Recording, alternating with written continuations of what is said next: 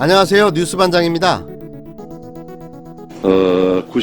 65년도에 국회 정상화 과정에서 한국과 일본은 기본 조약 및 협정에 대한 비준서를 교환했고, 그중 한일 청구권 협정 제2조에는 한국 정부뿐만이 아니라 한국 국민이 대일 배상 청구권도 완전하고 최종적으로 해결됐다라고 규정이 되어 있습니다.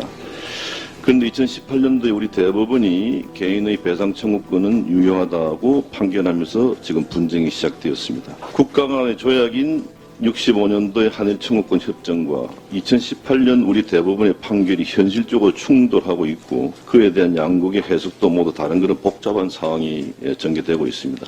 다른 부처 장관도 아니고 국가 간의 조약을 담당하는 외교부 장관으로서 이런 분쟁이 발생했을 때에 국가 간의 조약을 준수해야 한다는 입장을 고수해야 되는 거 아닌가 하는 일본의 보복성 조치가 나오면 가만히 있지 않겠다, 이런 발언을 국회에 와서 공개적으로 했는데, 이렇게 국가 간의 외교 분쟁의 통상 분쟁으로 번지는 심각한 상황에서 오히려 문제를 더 키우는 발언을 갖다가 외교장관이 했다, 저는 이렇게 생각이 됩니다. 갈등의 유발자가 되어야 될지 문제 해결사가 되어야 될지, 이 보복성 조치가 나오면 가만히 있지 않겠다, 이렇게 발언하면 안 된다는 것을 저는 지적합니다. 대한민국 국회의원 김무성 의원의 발언입니다. 일본의 경제보복이 위안부 합의를 뒤집었기 때문이랍니다. 저희의 예측을 단 한 번도 빗나간 적이 없습니다.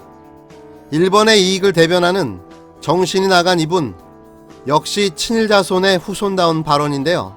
대한민국 국회의원이 자국의 이익만을 위해 불철주야 일하고 노력해도 그 모자람이 없을 겁니다. 그런데 김무성 의원 이분, 본인의 신분을 망각한 걸까요? 대한민국 국회의원이기 전에 그는 분명 대한민국 국민의 한 사람입니다.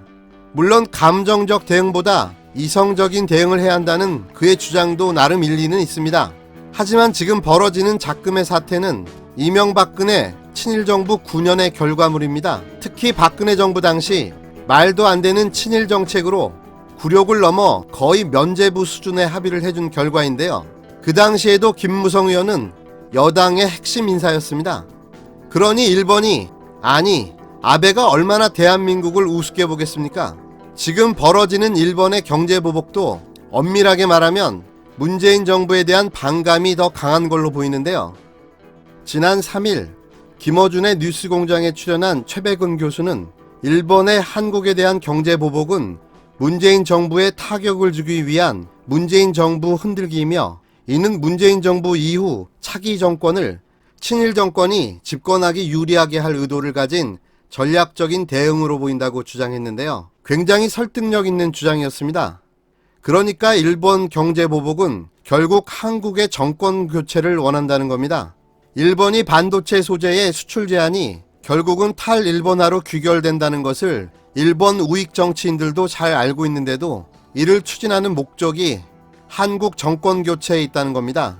이명박근혜 정부에서 일본의 이익을 손쉽게 달성했던 경험을 가지고 있는 일본 우익 정치인들이 그 유혹을 떨치지 못하고 있고 우군이 되어줄 것으로 희망하고 있다고 보는 건데요. 한국의 경제력이 거의 일본의 80% 수준에 이르고 있는데, 아직도 일본 우익 정치인들은 한국을 일본의 하청 경제 정도로 인식하고 있는 겁니다. 특히 반도체, 가전, 스마트폰 등에서는 일본 기업을 넘어선 전 세계 경쟁력 최고 기업에 이르고 있는 점도 애써 무시하고 있는데요. 이런 인식이 경제 보복으로 나타난 겁니다.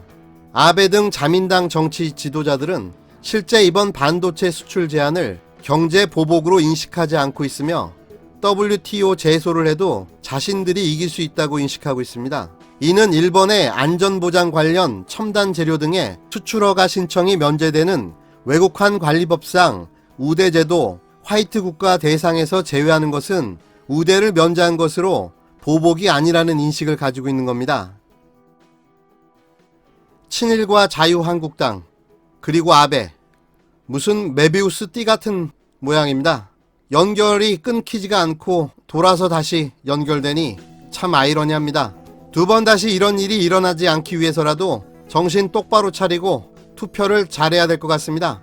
세계 역사상 가장 치졸한 지도자, 단 한 번도 정식으로 자신들의 나라가 저지른 반인륜적 폐륜 범죄와 전범 행위를 진심으로 사과 한번 하지 않은 나라, 호시탐탐 제국주의의 부활을 꿈꾸며 군사력 강화를 준비하는 국가. 전 오늘부터 일체의 일본 기업에서 생산된 제품을 사용하지 않겠습니다.